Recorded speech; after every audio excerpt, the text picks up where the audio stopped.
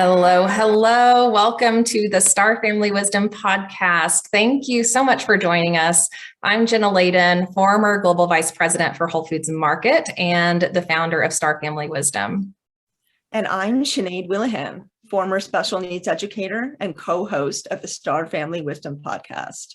Star Family Wisdom is a paradigm-shifting podcast, community, and online school for your spiritual and cosmic evolution. Although we only met last year, the journey and experiences that have led us here were very similar. 5 years ago, we each had experiences that changed our lives forever. And after years of research, exploration, and healing, we know that our reality is so much more expansive and beautiful than we used to believe. Last year, we quickly became friends and started having long conversations about our experiences, the expansion of consciousness, and the reality of extraterrestrials. And we realized that we need to share these conversations with you. Why? Because we know we're not alone and that it's time for the world to know. On this podcast, we intend to share conversations, ideas, and information that will inspire you and support you on this wild journey of being human. We're going to explore ancient clues about our untold human story, real-life supernatural experiences, lost knowledge from the stars, and spiritual wisdom that empowers you to transform your life for the better. Being experiencers of supernatural phenomena and ET contact, it's important to us that we have open, mature, and fun conversations about what is possible and how we are evolving as humans. We love all things woo, magic, mindset, science, spirituality, health and wellness, and of course, extraterrestrial. And through these conversations, we want to explore how all of these topics inform the evolution of our human experience. Ultimately, we just want everyone to be able to embrace a multidimensional reality without fear. Things are going to get a little far out here at Star Family Wisdom, but we'll ground you in the science, research, and information that we use to expand our minds and open to the incredible nature of our reality. Together, we will remember and discover our place among the stars. In this episode today, we reflect on the experiences that led us to where we are right now. And the thing is, we're not special. We know so many people are going through a spiritual awakening or just beginning their spiritual journey, or maybe have had experiences that they can't explain. So it's time to talk about these experiences. And guess what? Being weird is the new normal. So here we are. Let's get started. So Jenna, here we are, very first episode of our very first podcast. We've never done this before. We didn't know we would ever end up doing this. Let's talk about how we're feeling about starting our first podcast right now. Maybe a quick little share with our audience. Yeah, I think that's a great start. So, when we start new things, right? New big phases of our lives, it's a big transformation process, right? And the two of us have been going through transformation for years and years now, right? As we've been exploring our experiences. And, it just feels so incredible, right? To be here at this place where we can now support others on their journey and share about what got us to this place and share about those transformative moments and the healing processes. And when we meet soulmates, like we met, right? That can be such a transformative and profound moment in someone's lives. And so, part of what we're doing on this podcast is talking about our soulmate connection, right? We think about soulmates as, romantic partners a lot, right? But soulmate connections come in all shapes, sizes, forms. And we've learned so much more about that too through our connection. And I'm just so excited to share that with people and to have everyone here with us so that we can have these conversations. Me too. It really has been quite incredible how everything has come together for us, how we met, the connection we had, how I felt like practically everything that came out of your mouth was literally coming from my mind out of your mouth. I felt like you kept reading my mind. And then as we got to know each other more and more, we found just increasing connections. We're still finding those connections and ways in which we work really well together. We communicate really well together. We have a very compatible world vision, worldview of how we want to see what we want to see happening on our planet, the ways that we think people can be living and the ways in which we can be interacting with nature, with the environment in many different ways, right? Just changing how we think, changing how we perceive our reality.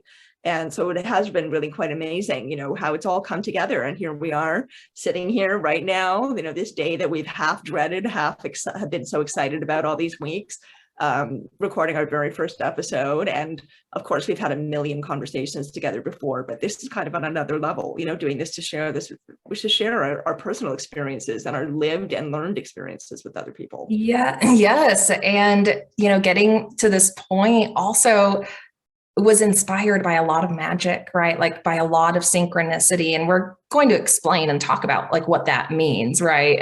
And how, we experience that as we're evolving and how we can experience more of that.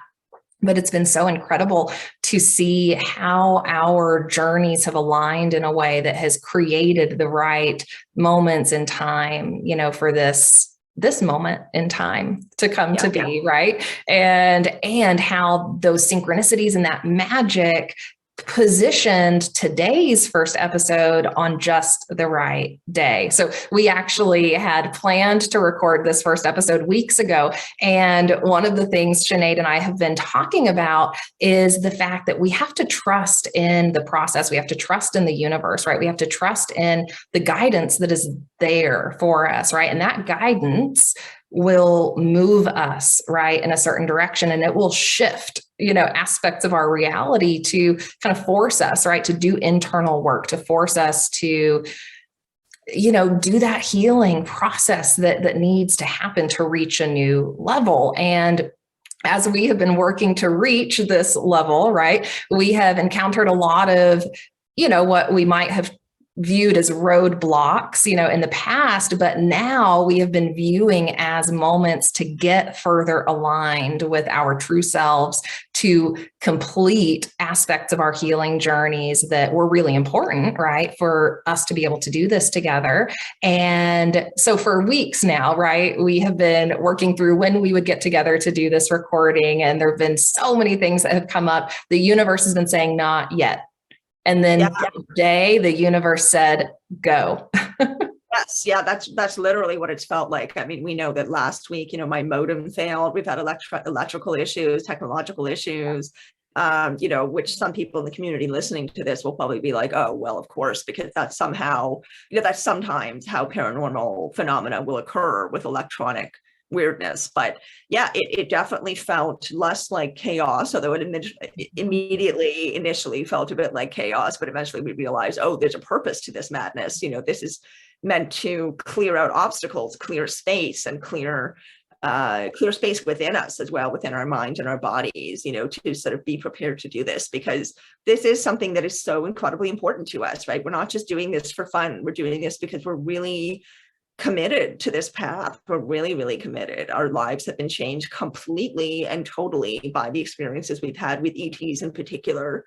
And, we're now leaving our kind of old selves and our old path behind, our old life behind, and really, starting this podcast isn't just starting a podcast. It's a change of life for the two of us as well. We want to be able to share that journey with other people so they can feel inspired, so they can relate, so they can, feel like there are other people out there that are also like them, because there are so many people out there who have unusual experiences and never feel like they can say it to anyone because they're going to be treated differently, treated like they're crazy, whatever it is. They think there's something wrong with them, right? And we know we've had that same experience ourselves, and we want to help other people to understand that these are actually quite normal occurrences, and they give us opportunities to grow, to learn, to expand, to address fears and challenges in life, and to just basically evolve. Right. They're part of our spiritual evolution, right? Like these experiences are showing up for us at this point, in our human evolution to help us evolve spiritually, right? To help us open our eyes and expand our mind and our consciousness to the wider reality that's around us. And, I think it's relevant too, to share with the audience that I used to be atheist, right? So my background growing up was atheist. And while I had, members in my family who were religious, and I, had some exposure, to religion through that, my mindset was very much made up that all of this was an accident, right? And there's no higher power and any of that. And my worldview has completely shifted and changed over the last 5 years, right? As I have processed these experiences. And, I think once you start to have certain mystical or supernatural experiences or things that just can't quite be explained, right, by our mainstream kind of version of scientific explanation, I guess, of our reality, right? When those experiences can't quite, fully be explained by what we've been told, it forces us to dive deeper, right? It forces us to really examine our beliefs and why we believe those things. And it forces us to acknowledge what is real and true to us, right? Right. Like once you have had an experience that, maybe to some degree is unexplainable to you for a time, it does start to make you question, right, a lot of aspects of our reality. And that can be a beautiful thing, right? Like that curiosity, that questioning can lead us to, more experiences that help us expand. Well, that's definitely what my own situation was. I kept wanting to know why, from the time I was a very young child. And so for me, my awakening was really not that long ago, but at the same time, I've had unusual experiences all my life and thoroughly learned that they were not okay to talk about, that, these were probably things that meant that I was weird, or I had an overactive imagination, or I was oversensitive. Whatever definition it was, I felt like there was something wrong with it, and it's something wrong with me. But over and over and over again, an aspect of what I think you're saying is that when people have not just one experience, when it becomes something that is sort of woven into your life over a period of time, long or short, if it happens more than once, if it demonstrates some sort of pattern or something that just feels weird or unusual somehow, and you feel like you're supposed to be listening to that experience and getting something out of it, it's usually for a reason. And often, if you allow that door to be open, you allow yourself to be curious and to follow it and to ask why and to follow that feeling and know there's more to this reality. There's more than what we've been taught. I just know there is. I had that feeling, you did as well. Then, all we have to do is follow that curiosity, and things, more and more and more doors open, more opportunities to learn, more opportunities to have unusual experiences. It's really quite extraordinary. And of course, you and I have both quite extensive stories. And so we can't get through all of that in our very first podcast episode, but we are doing this episode to sort of talk out who we are, what we are doing here, how we got here, why we're taking the time and so much effort to create this podcast, because this is our life now. This has become so important to us that it's become our life. And so we want to share that with an audience. We want to talk about why we feel so strongly about it and let people get to know us a little bit better. So what about you, Jenna? Why do you think you feel so strongly about this? If you were going to boil it down to maybe one key thing. I'm thinking of something I want to say for you, but I'm wondering if you're going to say it yourself. That's a good question.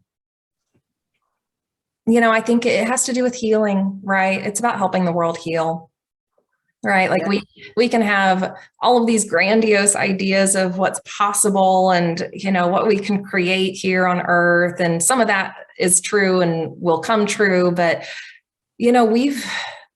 we've been through so much trauma on this planet, right? Like what has happened here in terms of the violence and war and the rise of patriarchy and white supremacy and all of that has led to just an immense amount of trauma on this planet. And, fast forward to this point, after all of my exploration and the, knowledge, I carry now tells me that is not the norm, right, in our universe. Like this type of experience our civilization is having is a really difficult one. And a lot of people, right, are suffering and coming out of a place of suffering, or, are having to face, tons of ancestral trauma and wounding, right, because of what has transpired on this planet. And we've got to heal that, right? As a human family, as a civilization, right? If we're going to move forward in a really positive way, we've got to do the work to understand why that happened and to prevent that from continuing to happen. Yeah, I really agree with you about doing the work. I think it's also inherently about healing, but I feel like, my personal perspective, I feel very firmly about this, and I'm not sure it will ever change. I feel like in order for healing to begin, in order for us to be able to make a contribution to healing, then we need to be able to heal ourselves first. We have to go inside first and do the work inside ourselves. And that means addressing things that are, maybe unattractive to recognize about ourselves, right? Things that we feel fearful about or insecure about or arrogant about or whatever it is, right? To really get to know our ego, get to know our fears and learn how to work with them rather than the typical message we're given, which is fear is to be run away from or to be completely vanquished, or the ego is a terrible bad thing and it can never, it should be squashed, and anybody with an ego is a bad person. The fact is that as a human being, we all have egos. It's absolutely inescapable. Yeah, it's vital. I mean, it is an important part of our human experience. Like the ego actually helps us have an experience of separation, right? And we're not going to get into like all of the nitty gritty details about how our reality works today, but ultimately, our spiritual evolution is about experiencing separation and the duality that, we experience in this reality, and then coming back into a state of unity, right? And to re-experience our interconnectedness and the oneness that is actually the truth of our reality. And so that, ego is not a bad thing, right? We just have to make sure it doesn't get out of control, right? So, we have to acknowledge that it is there and it can drive, right, some aspects of ourselves that create a lot of separation and division and competition and all this stuff, right? That makes life hard and makes life, not a joyful, thing to experience. So yeah, we've got to do that shadow work. We've got to understand the ego and how to work with it, right? And like you said, be okay with facing those parts of ourselves, right? That need that healing. And I think it's also important that we acknowledge, as we face those parts of ourselves, some of that's also collective trauma, right? Some of that's ancestral trauma, right? We can, start to feel shame, right, around some of those aspects of ourselves that are dark, right? Or that are unseemly, right? Or that we wouldn't want to show the world. And we all have to do the work to face that, because it's not always just us, right? Like what we're accessing there is a representation of collective dysfunction, right? That we've just been born into. Yeah. I really, really agree with that as well. I mean, I feel like we have become so engaged with these unhealthy patterns. We've become so thoroughly engaged with them on multiple levels of how we live every single day: family life, relationships, friendships, even how we interact with other drivers on the road, or how you interact with somebody when you're buying or selling something. Like, these are all behaviors that we learn, and how we learn to see other people as being either above us or below us, right? There are these very rigid, dysfunctional, largely unhelpful ways that we have learned to not accept ourselves, to not accept other people, to see animals and nature as, objects that are there either for our enjoyment or our use. And so, I feel like a lot of the healing we need to do is about recognizing again, getting back in touch with the inherent symbiosis between everything that we experience on Earth. I mean, including our egos, all the so-called bad things or bad parts. I don't like the words good and bad. I feel like they're too polarized, but for the sake of, the common vernacular, that there are these things that are bad that we label bad because of certain ideas that we have in mind about what bad is, and good is this, and you can only go towards good and never go towards bad. But what you and I and many other practitioners have found, people who keep exploring and keep trying to push the boundaries of who we are and what we're doing in life and what we're here for, we discover that walking towards the so-called bad is actually expanding, empowering, illuminating. It's never quite what you think it's going to be. And of course, if we avoid something that's uncomfortable, either in ourselves or somewhere else, it becomes bigger. The more we avoid it, the bigger and more scary and more uncomfortable it becomes, because it never goes away, right? We have to look at it and deal with it, recognize that it's there. So I love to think of the yin yang, for example, the fact that that symbol is showing two apparent opposites that are intertwined with each other and working as a whole. Mm-hmm. And we have really forgotten how things work in some symbiosis. We have learned to live in this way where we just have decided certain people, certain things are just not going to be in our lives because we just don't want them to. And these are the things we do want to have in our lives. But you can't really control life like that, right? Things are always going to come towards you, as you and I have discovered in the process of trying to record our first episode, right? You can't just decide sometimes that something's going to happen. You have to be in symbiosis with the energy of the universe, the general collective energy that exists on Earth, the ebb and flow of how things go. We really have this incredibly dedicated focus to controlling everything, right? And the more surrender there is, the more expansiveness, right? Part of that is surrendering to the stuff that scares us too.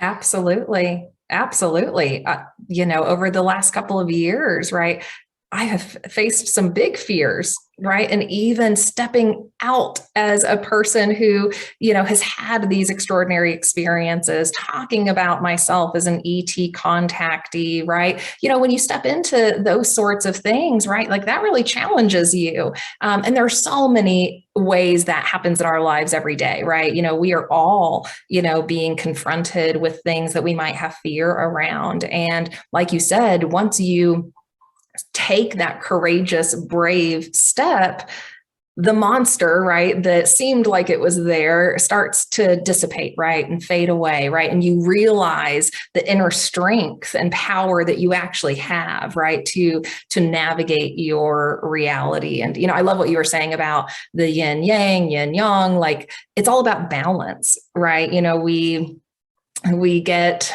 very caught up in, especially in this, spiritual path. And as people, start to find a spiritual path, it becomes really easy, right, to do what people call spiritual bypassing, right? And only want to be focused on the positive and the light and all of that. And while, we should be focusing on bringing more light and love into the world and all of the beauty that we can create in our reality, the fact is we live in a universe that is programmed for duality, right? So that balance, right, is essential. And, we even see it in our civilization in terms of like masculine, feminine energy, right? And that dynamic. And, we're seeing that in terms of, equal pay for women, right? And women gaining more leadership positions in government, and us starting to undo the major imbalance that has occurred on this planet, right? And so,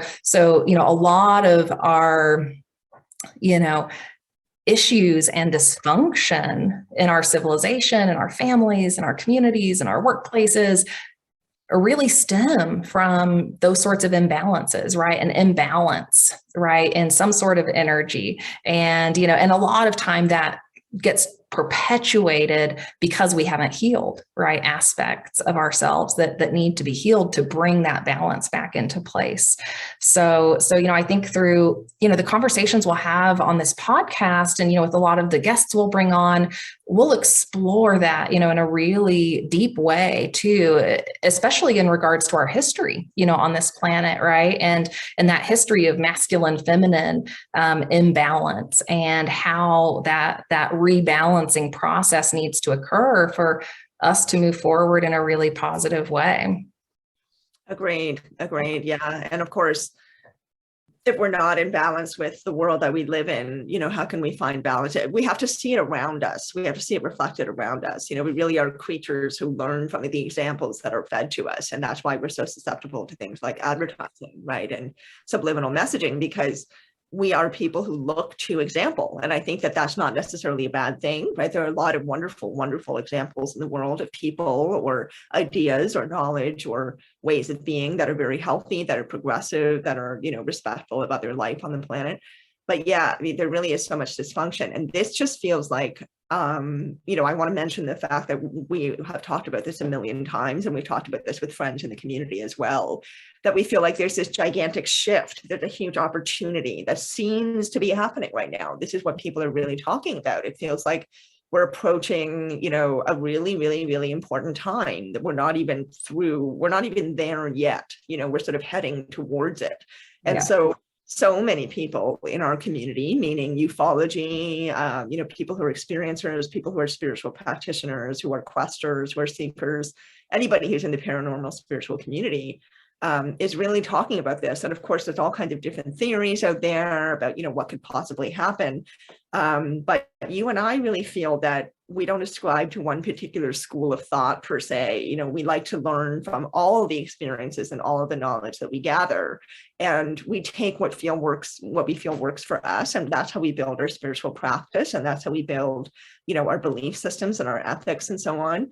And so, I very much ascribe to that. I think that anyone who wants to progress in life, you don't have to ascribe to only one way of thinking. You can experiment and try out different schools of thought, different pathways, different, theories and perspectives.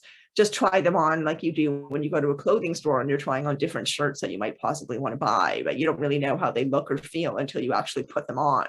So sometimes you have to dip your toe in the water and try these different things out. But you and I really want to, I think, present that, on this podcast, that there's a wide variety of fascinating, inspiring, progressive, forward-thinking information out there that is both old and new, and that this is a time when a lot of that stuff seems to be coming to the fore, coinciding with people also questioning way of life and questioning purpose. And, why do I feel like I don't have as much meaning in my life anymore? And even though I have, I can check all these boxes of what success means to a human being, I'm still really unhappy. Why is that?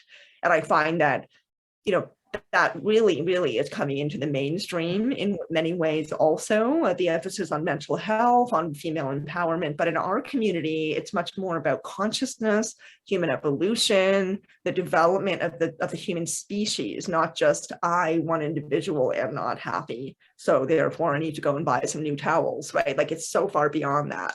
And so I'm really excited about that. I'm really, really excited about doing this podcast with you and being able to talk like this and share these conversations with people, because there really is, a lot to be concerned about. We have dysfunctional ways of being, but so many incredible tools and books and leaders and thought, ideas and thought leaders out there who show us different ways that we can possibly use to help ourselves come out of it. Yeah. Exactly. And it can be overwhelming, right? When you're new on this path and you are exploring different spiritual traditions. And, I know for myself at the beginning, especially coming from being atheist, I felt this need to kind of attach myself, right, to a certain tradition and say, okay, now I'm Buddhist, right? Or, okay, now I'm this. And that didn't feel right either to me personally, right? And as I progressed in my journey, I found that I was really enjoying learning from all of the traditions, right? And I think, what we'll explore in a lot of these conversations with our guests and, with just the two of us talking, are those profound teachings and the wisdom and the insight that we can gain from all of our spiritual teachings, right? All of our ancient texts on earth have a really important story to tell us. And we're going to explore that. And, we're going to talk about the commonalities, right, that we see across cultures, across religions, across traditions. And we're going to talk about how, what we might have viewed as very separate, religions and traditions once actually are a lot more similar. And, I'm really excited about the fact that, through just our modern technology now, we have access to so much more information than we did, even a decade or two ago, right? Like the growth in research and the connections that are being formed across spiritual traditions, across, bodies of knowledge, are incredible and start to paint a different story of who we are and what might be true in terms of our spirituality and our spiritual reality that we are living in. And so for me, it's been this really fun journey of taking pieces, right, from all of them that feel true to me. And, through some of our contact experiences, we'll talk about some of the guidance, we've gotten there that has helped us piece together, our new worldview.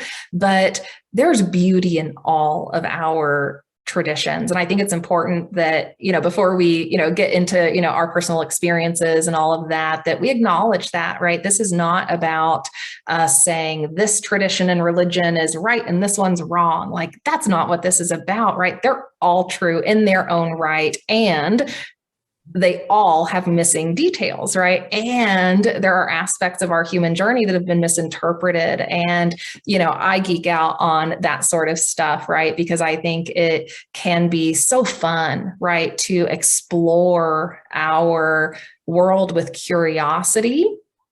And when we can open, ourselves in a curious way, in an open-hearted way, in a way that's not defensive or fear-based, we have a lot to learn and a lot to gain, right, from that exploration. So yeah, I'm just so excited that we're at this point in time, right, where all of these things are coming together right now on the planet, through technology, through, the research into, ancient civilizations and, what we're learning there through these, extraordinary experiences that people are having with ETs, our star, family and star races. Our world is changing rapidly, and it's important, right, that we, that we share what we know with people, so that, we're bringing people along on that journey, and that people aren't alone in that, right, and that, we can create community as we all unlearn and relearn, right? Like, there's this huge unlearning process that we're going through on the planet right now, and that's hard, right? Like, we've even been seeing that over the last couple of years around this, resurgence of, anti-racism, especially in America, right? Huge unlearning and relearning process there for a lot of Americans, right? Who, maybe had some blinders on about, how we were operating in society. And so we are experiencing that on just a grand scale, across the globe. So yeah, it's important that we're having these conversations, and we're just so glad that you all are listening and with us, and that we can do this together, and that we can evolve together, and that we can explore together, because it can be lonely when you're doing it alone, right? I felt that. I know you have felt that, Sinead. And maybe let's talk a little bit about our very beginning of awakening, like what that was like, and what some of the very first moments or experiences were that triggered that curiosity, or that, something's different about my reality moment. What was yours? Oh my gosh. There hasn't been just one moment, because I've had experiences all my life that I couldn't explain, and I never talked to anybody about them. I never told anyone, because I kind of knew, it was a couple of things. One was that I felt like I couldn't, right? I felt like, well, who would I tell these things to? I didn't feel like I had anybody in my life who would really understand that. But also I didn't know how to. When you're a child and you don't have the vocabulary for how to explain these things, and they can be very profound, they can really, I had several experiences, particularly between the age of 9 and 11, that really were enormous, kind of vibrationally, and also were downloads of information. I didn't know how to take that, how to translate that to anybody else. So for me, my loneliness was mostly growing up, having those experiences, and also just feeling different. I never felt like I belonged anywhere. And I mean, literally anywhere. I did not feel like I belonged anywhere. And there were a lot of things about human nature and human behavior that I just really didn't understand, and I didn't relate to. And I found that kind of stressful. I was always very sensitive. I was very empathic. I was pretty psychic and intuitive, and, a lot of children are. So my loneliness was mostly that, mostly not really being able to, I guess, go to someone and, kind of have someone there who I could talk to, who could help me understand what was going on. But, I don't have any regrets about that. I feel like everything's happened the way that it's supposed to. And not having people to go to actually forced me to go even further inside myself in a way that ended up being incredibly spiritually helpful, right? Because I discovered that inside myself was this whole universe that I could investigate and that I could learn and look at and learn from and explore, right? So it wasn't until really 2017 when I was in Peru and I met ETs for the first time. I'd always felt very strongly that, it seemed ridiculous that ETs would not be real and that UFOs would not be real, because how is it possible that, Right. in literally unmeasureless, you cannot measure the size of the universe. It's so unfathomably, oh my God, that's a mouthful, enormous. And it's ever expanding. I mean, this is science knows this, right? All we have to do is read a little science to find out the universe is absolutely enormous, mysterious, unknown largely. And there are other planets that can have life on them currently. We're now sort of inching towards more understanding of what life there could currently be out in the world. So it just never made sense to me that, out of the entire universe, that we're the only planet that has so-called civilization and intelligence, right? That just never made sense to me. But I wasn't into ufology. I wasn't following UFOs. I wasn't reading about ETs. I wasn't talking about them with people. I wasn't in the community at all. So the fact that these ETs, and, I was allowed to be inside a UFO very briefly, but I was still allowed to be inside one. That really blew my mind. I thought, okay, if I am making this up, why would I make that up? Like, right. Why that? Like, why ETs and UFOs, right? So that really kind of stuck with me. I had this feeling like, I don't think I made that up. I think there's something about this that really is real, because of course I was having difficulty processing it. So that, I think, is the beginning of me going, okay, something's going on. And then I was also just profoundly affected by my experience in Peru and the incredible energy of that country and the incredible historical spiritual sites there. So that was sort of the beginning of a journey of realizing, oh, maybe I'm not alone in these experiences that I'm having. Maybe there is something to this.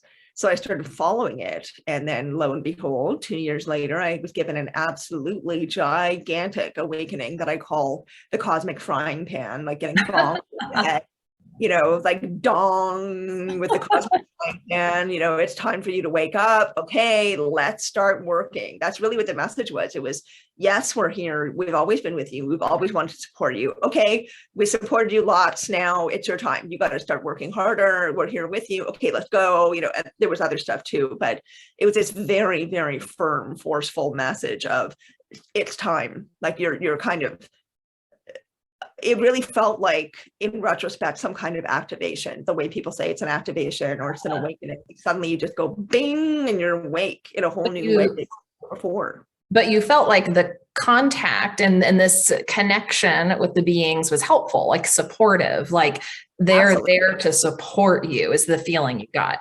Yes. Always, yeah.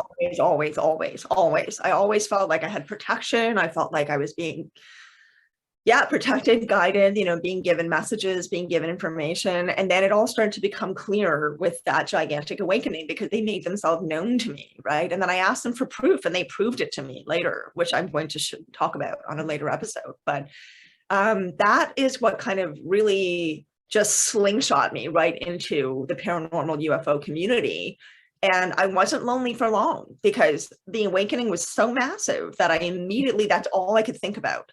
And so I immediately just started rapidly searching everything I could find about UFOs and ETs and reaching out to people in the community just like a maniac. It was all I could think about. It was so incredible that this had happened. So, there were people that were very understanding. There were people like Paul Hellyer, who I reached out to, the Honorable Paul Hellyer, who passed away not that long ago. He was a Canadian military leader. He was a political leader. I am Canadian. You are American. But Paul Hellyer was a leader in Canadian ufology as well, even though he was high up in the government. And so he wrote me back and he told me very kindly, being somebody who was used to getting probably tons of emails over decades from people who were trying to express that they had had some kind of experience and needed help, right? So he is the one who told me about the ufology conference that I ended up going to in Toronto. That was only about a month and a half later. And that's where I met Grant Cameron. I ended up sitting at the same table as him. I do not think that was an accident. And we connected, and then we had a conversation that went on for something like 4 or 5 hours with a whole bunch of crazy synchronicities that led him to asking me to do work with him. And ever since then, I've been firmly entrenched in the community. So I don't think, since my awakening, I haven't felt lonely. Before that, I did.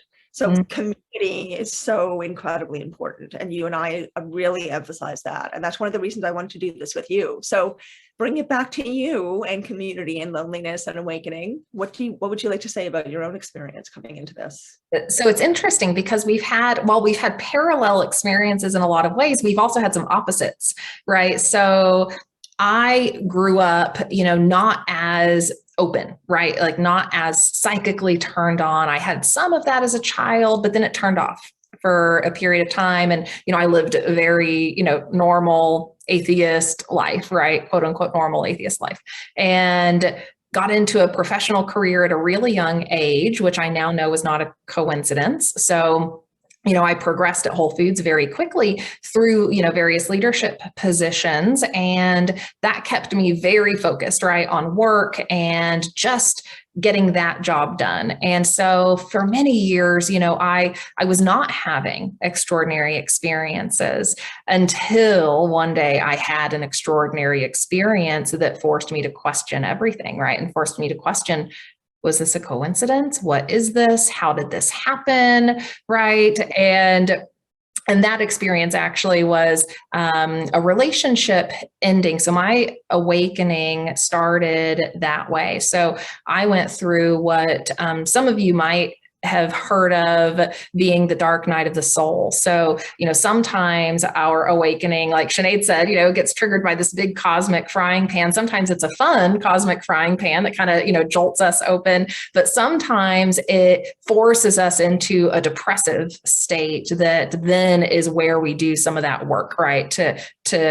To process and question and reform, our worldview. And so I had a relationship end, and it was a significant one. And when that relationship ended, the emotional response I was having was so intense that it didn't feel normal. Like it did not feel like something that I was used to experiencing, right? Like I'd had other relationships end before, but this feeling was different and it kind of freaked me out, right? Like I had a moment of thinking, am I crazy? Like, what is this? Why am I feeling this like emotional, energetic, intensity around this? Well, fast forward 6 months, we're moving on, doing our thing and finding some closure. He had left town and we ran into each other on the other side of the country one day. And that was one of those moments where I questioned whether I was experiencing real life quantum entanglement, right? So I knew a little bit about quantum physics at that point to understand the theory of quantum entanglement, which is that two particles can interact at a distance, right? So once two particles have been bonded, that can facilitate, right, psychic, energetic connections, right, between beings, what I now know to be between two beings, but, at the very minute level, right, quantum physicists talk about particles. And in that moment, that forced me to question a lot. And that sent me down this, path of exploration, right? Because I was, working through this depression. I was working through this dark night of the soul. I was starting to question aspects of my reality. I started to have, certain information and books cross my path that I was very curious about. So I went down this, rabbit hole of, researching near-death experiences. And, after being exposed to some information, starting to realize, well, there's really good evidence here, right? That's countering my worldview, that's countering what I have known to be true. And so I have to be open-minded, right? I have always wanted to be a person that is willing to change my opinion when presented with new information, right? And so all of a sudden I was being presented with all of this new information. And so it took about a year to 2 years of that sort of opening and spiritual exploration and learning about, the possibility of soulmate connections and understanding what that was about, and understanding, the journey of a soul, and that we've had these past life experiences, and that, can affect our experiences in this life. I was doing all of that sort of, exploration and finding healing through that, right? Finding an explanation, right, for what I was experiencing.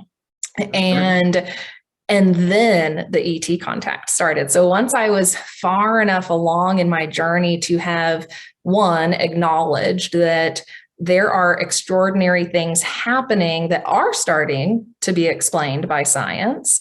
And there are extraordinary things that have happened to me that I cannot explain away, right? They are absolutely true and have happened to me. And third, once I had gotten to a point where I felt pretty grounded in the fact that, yeah, psychic abilities, psychic connections, seeing the past, seeing the future, seems like that's true. Like, seems like that is a real capability that we have as humans. Then all of a sudden the ET contact started. And that for me started in a gentle but somewhat startling way. So I started receiving messages and did not know where they were coming from, but they were helpful. So similar to how, when you met the ETs in Peru and then you started having more experiences, it felt very supportive. This felt supportive. It felt weird, right? Because all of a sudden I knew that that was not my consciousness. That was not my brain activity, right? Those were not my thought patterns, right? Because I was having my own internal dialogue when it happened, right? And these messages would come in and cut me off and give me direction or give me guidance. But I didn't freak out because they were helpful, right? And they were not interfering in any sort of negative way in my life, right? Like, I was still leading my life. I was still, successful in my career, right? But I was having these experiences. And these experiences, by the way, were happening when I was a VP at Whole Foods. And so, I'm leading this very quote unquote normal life, right? And leading, teams and individuals, through all sorts of things at Whole Foods, but also privately having these experiences and working to understand them. So, after a period of research and, looking into all of the things, I started to have some other experiences that were like emotional releases, right? So I had acknowledged I'm receiving these messages. They're helpful. Still don't really know where they're coming from, but maybe it's just guides or angels. So it's probably okay, right? I'd started getting into some of the ET research, but I was still very much in a fear-based paradigm, right? I felt very lonely in this, right? Because I didn't feel like I could talk about it with people, right? Because I was still leading this very professional career, right? And I had to be, seen as a credible professional. And so I could not talk about this or engage in this sort of community until I felt really, really grounded in who I am and what I know, right, about myself and reality. And as I was doing some ET research, I was reading a book by John Mack. For those who don't know John Mack was a Harvard professor of psychiatry for many years. And in his later tenure at Harvard, he started working with abductees, and he started supporting abductees and doing hypnotic regression, right? And that's where we can access, some of our subconscious memories that might have been suppressed due to trauma or experiences that, are just too far outside of our worldview, right? Our psyche doesn't allow that to be fully conscious for us. And so John was doing research with abductees, and he wrote a book explaining his shift in his worldview, what his findings were, from these cases. And I was just starting to get curious about some of this and thinking, I think we're not alone, and I kind of want to know more about this, and I want to see what these other people have to say about this, right? Or are all of these people crazy, right? And so I was doing some of that research, and in the first couple of pages of reading his book, reading one of the first case studies, I had the biggest emotional release of my life. And that told me in that moment that I had some memories suppressed. I had some information inside of me that was wanting to come out, right? Like I had triggered a memory, like I had triggered something that caused that emotional release. And it was around the ET topic. And like you, Sinead, I always thought it was so absurd that we would be alone, right? Like the universe is gigantic. How could we be alone? That seems so ridiculous, but where's the evidence, right? Like, where's the evidence if we're not alone? And so when that emotional release occurred, I thought, uh-oh, I think I might have been abducted, maybe, right? I think maybe there's something here that my subconscious has suppressed in relation to the ET topic.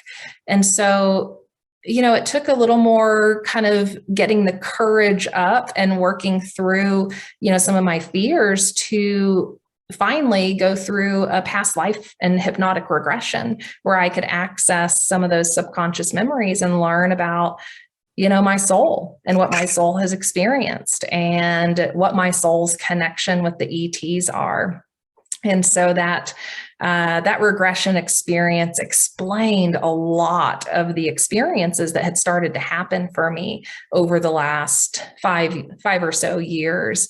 And once I did that regression, in a past life regression, you will typically see a couple of past lives or get information about, what your soul has done and other, life experiences. And then depending on the practitioner, they can ask your subconscious questions or your higher self questions, which just allows a little more information from your subconscious to come through. And so we were doing that and asking some questions about these ET contact experiences and getting some validation about what was happening, right? That the messages I was receiving were indeed from these other beings, that emotional release indeed was triggering a memory that had happened. There were a number of other, experiences that occurred as well that started to be explained in that process. And then at one point in the regression, the ETs took over and they channeled through me. They talked through me. And it was kind of incredible. I was pretty deep in trance at this point. So, when you're in a really deep state of trance, sometimes, what is coming out of you, what you're saying isn't going to be fully remembered. It's going to be a little blurry for you. So, I had the recording of it afterwards and listened to the recording and, was able to process that information again. But they came through to talk about their connection with me and to talk about, the fact that they had been, working to make contact and to warm me up and to get me ready so that, I could understand, where my soul has been and that I've had these lives with them, right? And that, part of my soul family, my soul group, so we all incarnate with soul groups, for anyone who's not familiar with that, we have kind of a soul family that we're constantly incarnating with, and we're always playing different roles in different lives. And most of the time we're incarnating with the majority of our soul group, in a given incarnation.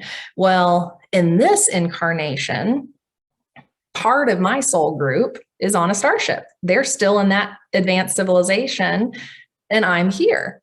And that is kind of allowing this facilitation of contact, right? And so what I learned in all of that is that, I chose to come here, right, and have the experience that I did of being atheist and waking up in the way that I did, which took a long time, right? It took a few years, right, to allow that process to occur and to face my fears and to finally acknowledge that, no, I'm not crazy, right? There's plenty of good explanation for what is happening here. And ultimately it tells the journey of our soul, right? And what our soul is here to experience and do. And we just happen to be kind of like disclosure specialists, right? We just happen to be ambassadors, right? For the star nations. And we just happen to be here choosing, this experience to help others, right? As we as a civilization get ready, right, to embrace our place in the galaxy and the universe. And so, for me, it was, while that was very long-winded, it was, this It was this process of going from having, community friends, professional career, to all of a sudden my worldview is changing. I can't talk about this with people because I need to make sure I'm not crazy first, right? And then finally getting to a point where now, I know what I know. I'm confident in what I understand and what has happened. And I feel like I can share that. And I, finally got to the point where I understood I was supposed to leave Whole Foods, right? To help lead people through this time of transformation that we're going through. Yeah, it's pretty great. I mean, you said this is long-winded. First of all, it's a wonderful story. So I don't think anybody's going to experience it as being long-winded, but I just want to kind of reference that for a minute because there is so much to talk about. Like, that's the thing about these experiences. It's not like, oh, I went to a theme park and I wrote these rides.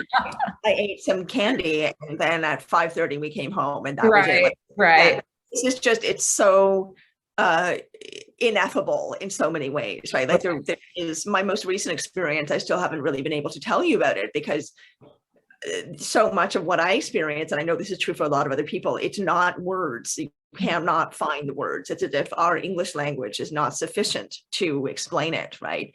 That's one aspect of it. And another aspect of it is that there are so many details and different aspects of what we have happen when we have these experiences, because they demonstrate to us the interconnectivity of everything. And so we feel like experiences are, paradigm shifting, universe shifting, mindset shifting. I mean, it's not just, like I said, having an experience, going to the movies or going shopping or something. Exactly. This is just level. This is like multidimensional mind shift, heart shift, energy shift, health shift, worldview shift, everything changed. Like for my awakening, I felt like every single pillar in my life transformed in my mind overnight. And I could not ever go back to how I had thought before. I just couldn't do it because it made such complete sense to me. And since then, more and more and more sense, right? So you and I have talked about how we're gonna go into woo, so-called woo topics. Woo is a word that's used in our community to mean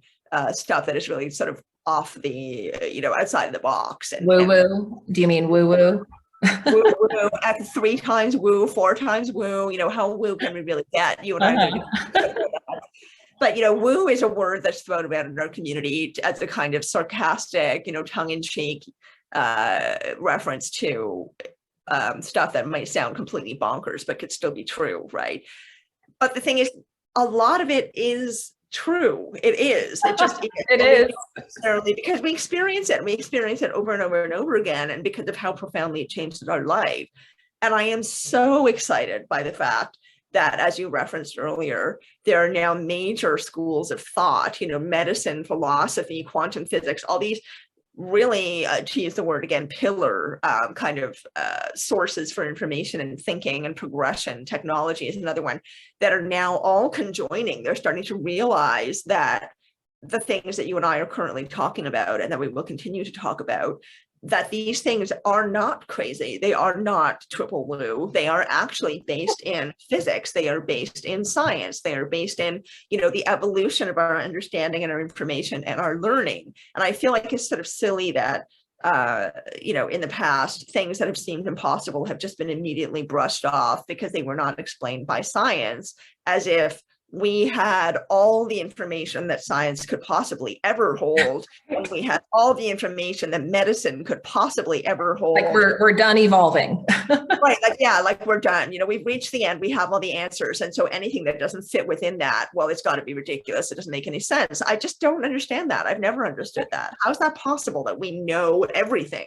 That does not make sense. Right. So I very much believe in the evolution, right? The progression, curiosity, asking questions, being open, being receptive, because why not? Why not listen to things that are not within your own paradigm just because they're interesting, just because they may inspire you, they may excite you, they may make you think of something a little bit differently. There really is no harm in talking a little woo sometimes, because if nothing else, it's entertaining, right? If more meaningful, then wonderful. It'll give you some inspiration or a new path to go down in your life. Yeah. Well, and I love how you talked about the progressive nature, right? Like we didn't just have one experience and now, we're doing a podcast, right? Like we have had years of progressive experiences that have built our knowledge and wisdom in a way that helps put the full picture together, right? Of what is possible and how our reality works. And, it's no coincidence, right? That the very first kind of interesting, weird experience I had was the quantum entanglement experience with the X, right? Because that established right away, right? That, quantum entanglement is real. We had a bond, right? And so, our energy came back together, and that was a basis for understanding the ability to have contact with ETs, right? And the ability for us to have this sort of psychic connection, right? So it was all progressive in this way that allowed me to just continue to build layer after layer, right, of my knowledge to explain, what was possible and what was happening. And so, I think, a lot of people have like a mystical or quote unquote weird experience and they kind of write it off, right? Or they brush it off, right? Because it doesn't fit into their paradigm or it doesn't fit into, their life, right? Like that happened to me a little bit, right? Where there were some moments of resistance, right? Like, I don't have time for this, right? Like I've got a job, I've got to lead a team, I need to show up for my meeting at 8 a.m. I can't be dealing, with my worldview changing. And so, I think a lot of times, we just want to put it to the side and not deal with it. But when we start to get presented these things, experiences, situations that conflict, right, with what we've always known or what, has been true for us or, regarding our worldview, that is meant to make us pause, right? That is meant to make us question. That is meant to further our evolution. And that's, almost one of those like forks in the road, right? Where, you get presented this moment, this mystical situation, this experience, and you can choose to explore it or you can choose to deny it. Right. And so, I think there's a lot of our civilization that has remained in denial and we don't have to, right? Like we can, and a lot of that's fear-based, right? But we can move beyond that and acknowledge, right, that as we go through those times of unlearning and relearning, it's a little uncomfortable, during parts of it, right? Like you have to sit in some discomfort, that's for sure. But it can be really cool, right? As like you go through that process of expanding and opening and learning.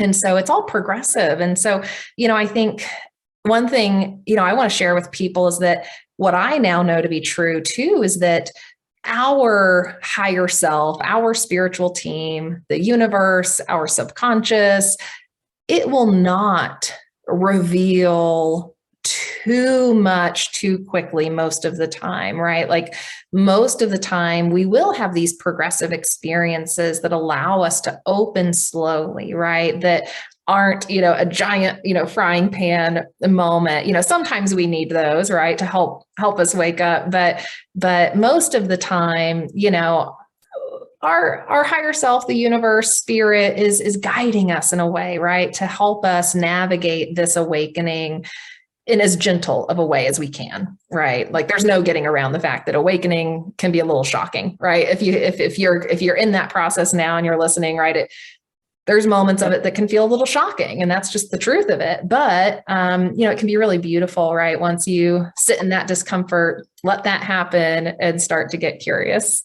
Yes. And I mean, no matter what, there's opportunity there. Like, I just feel like there's an opportunity. All you have to do is be a little bit curious and be willing to look at it, right? I mean, if, as you're saying, there's always choice. You can look at it and learn about what it is or investigate it or look inside or whatever it is, whatever your process is. And then make a decision, make a choice and say, okay, I want to continue with this or no, I don't. We always have choice. I don't feel like it's something that is forced on us. It has to do with our willingness to receive, our willingness to participate, our willingness to be in what I believe is a partnership. I feel like we have to do our part. We have to do our part of that work. And that means the investigation of who we are and, our flaws and our good qualities too, like to be able to recognize ways in which we're powerful, ways in which we are bringing the best of our human nature and walking through the world with that, just like, the things that we need to learn and improve on, to be kinder, to be more generous, to be more aware, whatever it is. But it is a partnership. If we're not willing to look at that, if we're not willing to get under the refrigerator and clean the floor under there and like do the heavy lifting and do the hard work, then I really feel like we are limited in how much progress we're able to make when these opportunities arrive, right? Whether there's a big cosmic frying pan, or there's synchronicity, or there's something that makes you go, it can be something that's a little bit intense or very intense, but the opportunities are always there. And it makes me think too about how, one of the most exciting things about science is how it's changing us right now. It's changing us, our perspective of how we see, right? How our senses operate, how we experience the world around us. So it's kind of old news now that we only use a very small part of our brain. And of course, people think that the mind and the brain are the same thing. You and I do not believe that. We believe that the mind is another entity in itself that is made up of energy and consciousness. The brain is the physical lump that sits in our head. But we only use a very small part of that, right? So we have so much other brain capacity that we could be using that we just don't for whatever evolutionary reason. But it's also true of, let's say, our eyesight, that we can only see a very small amount of what is actually there within the visual periphery of, other beings that exist alongside us on Earth, such as animals, birds, right? They can see different color spectrums, they can see different shapes. We are limited in what our eye is able to perceive. And so there's just so much evidence that is already out there in science and quantum physics that supports this growth and this expansion of possibility in terms of what human beings are and what we're able to do and how we can think and how we can feel and how we can live. So I'm really excited about that, just as you are. I really feel like even though the world, because again, yin yang or yin yang, right? It's a good and bad, so-called, always exists side by side. And I personally feel that the 3D, as I call this reality, is made up of duality. I think the 3D is all about duality.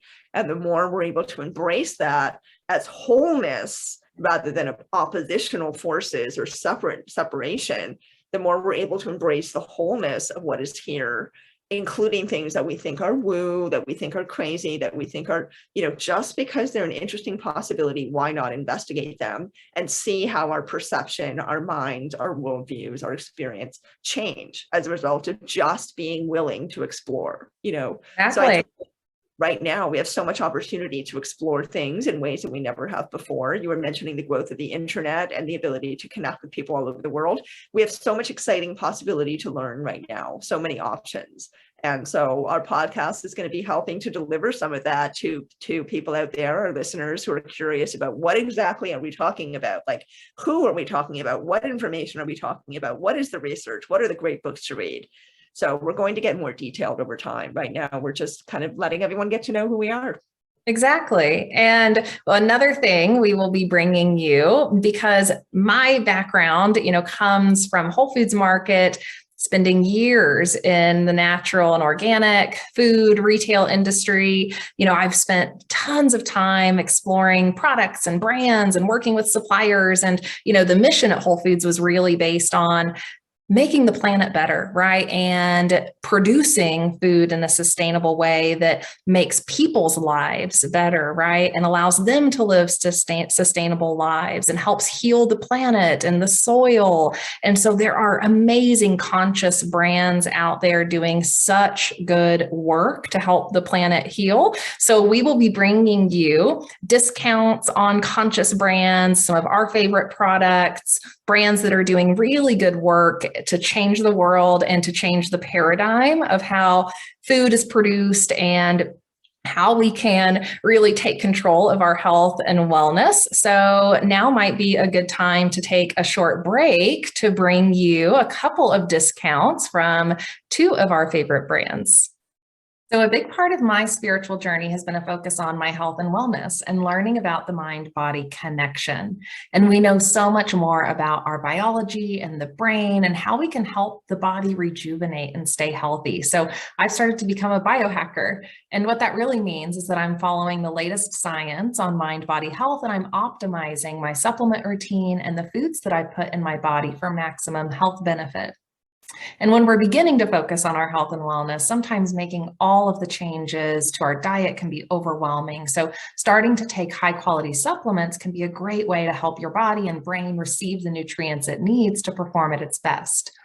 And the supplements at Neurohacker Collective are some of the highest quality, well-researched and optimized supplements to support neuroplasticity, which is the nervous system's ability to adapt to changes over time. And the brain has an outstanding capacity to adjust in response to cognitive, emotional, and environmental challenges. And the supplements at Neurohacker Collective have nootropic ingredients, which may support neurogenesis in our brain, which helps our nervous system as it's adapting to the environment around us. So to help you elevate your wellness routine, we're teaming up with the crew at Neurohacker Collective to get you 15% off your first order of Qualia supplements. So follow the link in the show notes and use the code STARFAMILY at checkout to get that discount. And you'll get 50% off your first time subscription order, which in total makes for a huge discount. And Neurohacker makes it super easy to keep up with your wellness routine by automatically shipping you new supplements every 4 weeks. So take advantage of that, so you are staying on top of that routine. And as always, check in with your physician and your wellness practitioners as you're changing your diet and lifestyle and supplement routines. But do focus on your health and wellness. Not only can we see really incredible physical changes, but we can also support our spiritual evolution by focusing on that mind-body connection and what we're putting in our bodies. Okay, so we've talked a lot about our personal experiences and some of the ET contact, which we'll get into a little more in further episodes, but maybe we should talk a little bit about why they're here. So why is that happening right now? What do they want? Why, we've hinted around it, right? We've talked about, our civilization evolving and all of that, but what do you think? Why do you think it's happening now in the way it's happening?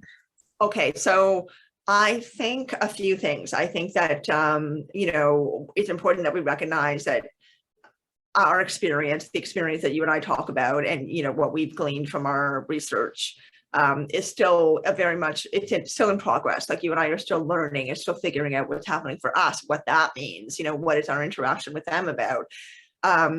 Not everyone has positive experiences, and it's something that is a little bit of a mystery as well. Like we need to really keep working to figure it out, right? And to have that communication with them. Yeah. So I think it's very important, as we were emphasizing before, to keep doing the work, right? To keep trying to make contact with them, because why are they here? Well, you mentioned earlier Dr. John Mack, who is also a hero of mine. And one of the things that I really admire about him is that he really treated experiencers with respect. And he was very curious about their stories and wanted to try to give them some credibility if he could, So for example, there was a huge ET event that occurred with a UFO, actually more than one UFO landing in Rhodesia. And he went over and interviewed all the children who had seen this, many, many children, and a couple of teachers who had witnessed it and who had, had an interaction with the ETs. And so he went over there and interviewed those children. And that's one of the very first videos that I saw when I had my bong over the head and started, manically trying to find out what this was about. I was madly researching like crazy, and I came across Dr. John Mack's work, and was really inspired by how much heart he had, and how much integrity he brought to what he was doing. But also that he's one of the first people that started to recognize the patterning in the messaging that was given to children or adults by ETs, and that it was very consistently, consistent. Of course, there are variations here and there, but overall, the main themes are that they're here to help us with our evolution, to help us with our conscious development, to help us understand that we are part of a much bigger picture than we think that we are.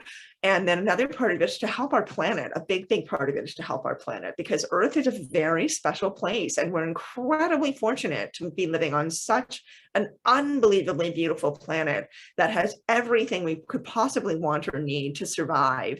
And we're not really showing that gratitude that we should have for the planet. We treat it as if it's an object for us to use, right? And the fact it is not. And it's causing a great deal of damage to ourselves, not to mention to nature, to animals, to all the other living beings on this planet, because we're too myopic in our sight. So Dr. John Mack was really, emphasizing that these messages that were coming to children and to adults were about care. They were about, taking better care of who we are, of our children, of each other, of animals, vulnerable beings on the planet. And also just treating nature with greater respect and getting to know nature a little better, and, realizing that it's not at our disposal. Nature is not a garbage dump. We really need to be working again in symbiosis. So I found the same. I found that, love for the earth is incredibly big part of my experience, and an incredibly big part of how they help me appreciate my experience of being human, which is not always my favorite thing. So they help me appreciate, that I'm here living on this beautiful planet, that I have the advantages in life that allow me to travel and get to see it and experience it, right? And that it needs to be cared for. It needs to be treated with respect and love. That the earth herself is a conscious being, that the earth itself is conscious. That's another patterning, another message that comes through in patterning all around the world.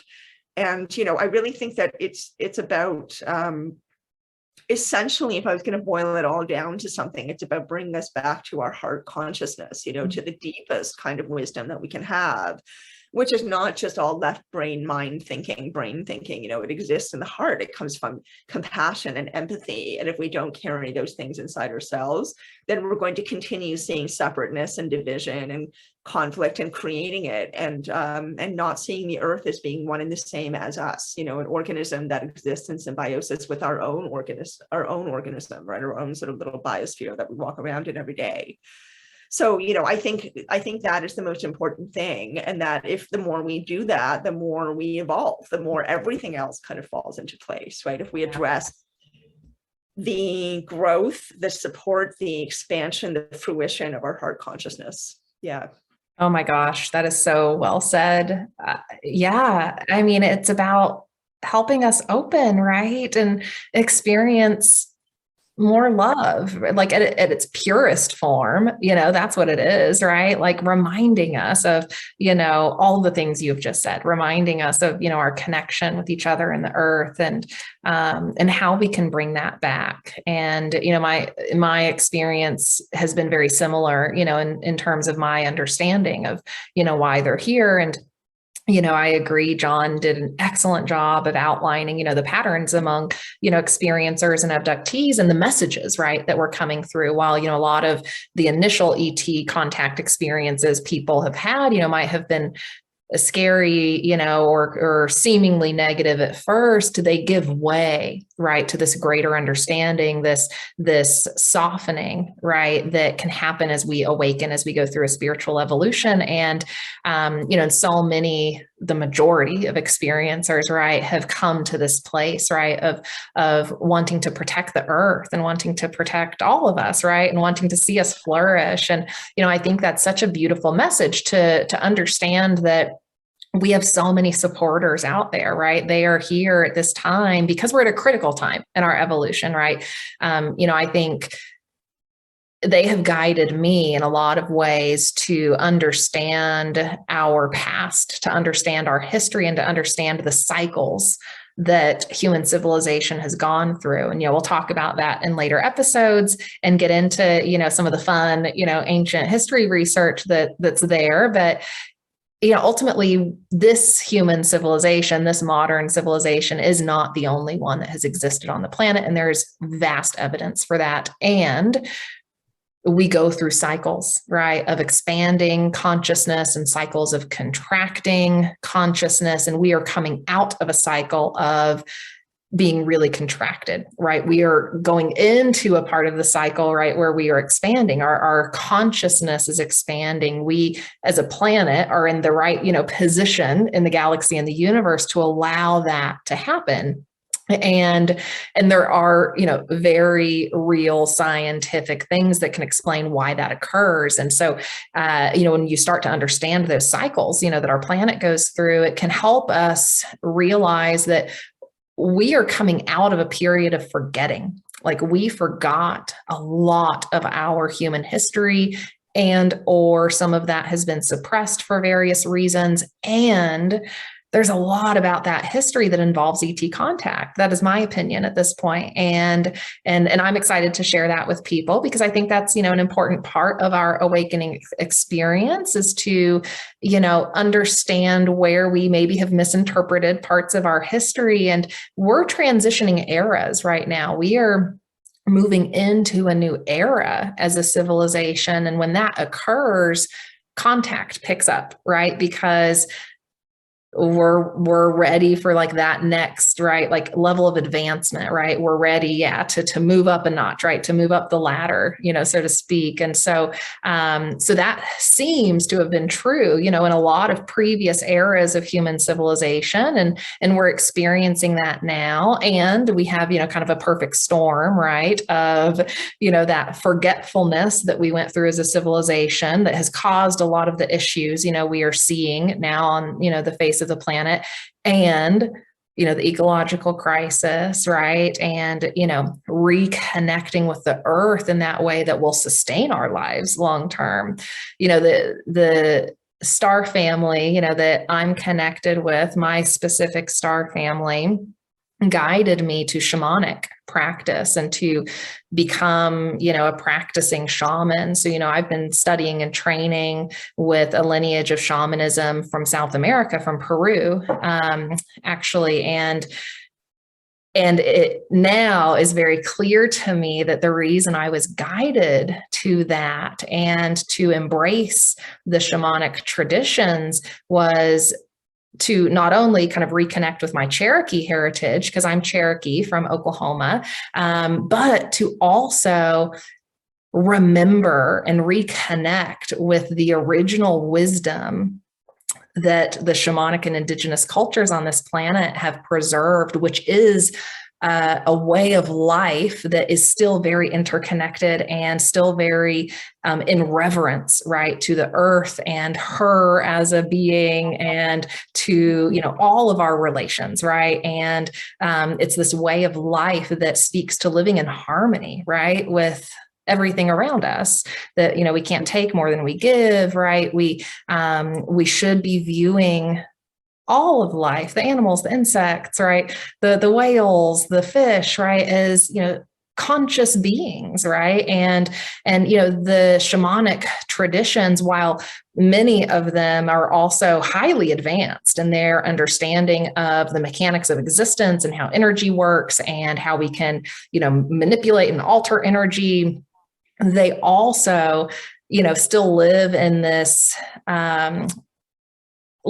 promote this way of life that we've lost, in our modern culture, and getting back to that original wisdom is what's going to save us as a civilization. And, I think the, ETs, my star family, guided me in that direction, right? So that I could, very much embody a new way of life and to learn, right, from this ancient wisdom that has been preserved on this planet, and that a lot of people just don't really fully understand in that way. And I think that's just so beautiful, right? That like these experiences are about helping us evolve positively, right? There's nothing scary about them, right? Once we just get past some of our surface level fears, right? And, maybe some of our own, traumas and wounding, from being here on Earth, there's nothing to fear, right? Most of them, have our best interest in mind, it seems like.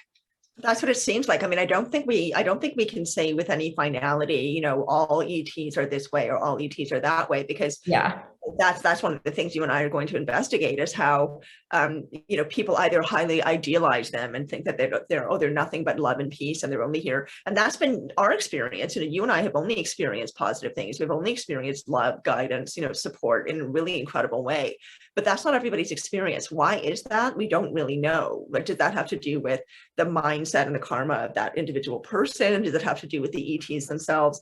There's so many questions that we still have to sort of meander through and try to to figure out, right? And that's one of the reasons that we've started this podcast, is we want to provide a variety of perspective. We want to show people that, there isn't just one way. I do think that it's possible. I mean, I do think that we have a lot more choice and power than we think that we have to create our reality, right? And that how we experience ETs, how we experience the paranormal, how we experience high strangeness. I do feel, and again, this is just my own experience, my own opinion, based on what I have learned, what I've gone through in my life over many decades of exploring, that we have to be prepared to, again, it's sort of about being receptive and open, like being willing to go through all the different things that are going to come across our path along the way to figuring this out, and not being too attached to answers. I feel like answers are important, but we are very, very attached to answers in our culture and our society, because it helps us have a sense of control and having a sense of understanding everything. Okay, everything's okay because I know all about it now, and I know exactly what peg to put this into, right? But I don't really personally need that. I feel like it's about the quest, it's about the journey, it's about the fact that this journey is eternal, that I'm in this body temporarily. This body is not me. This is what is housing me. And so maybe I help to create the body that I currently have, and that's why I'm deaf, right? Like that's one of the most precious lessons and challenges that I've had in my life, is being a deaf person. It's taught me more than I could ever have expected, and I would not give it back for anything. So maybe I've co-created this body. Maybe I've my karma, my choices, my past life decisions, whatever. But in this present life, again and again and again, the more I play with reality, the more I experience that I really can create it. And I think that the way we choose to walk through life, our mindset, our heart set, our energy, our vibration, I think really does, as many of the very wise people have told us for bajillions of years, creates a magnetic effect which draws of the same towards us, right? So I can't remember who it was that said it, but somebody famous said that famous quote, the only thing to fear is fear itself. It's fear that is scary. It is not always the thing that we're scared of that is actually scary, right? Like often we're scared of people who are different. We're scared of somebody because of the color of their skin. We're scared of, all kinds of ridiculous reasons that have to do with the optics of who somebody is, rather than the actual substance of who that person is, because they don't take time to really get to know them.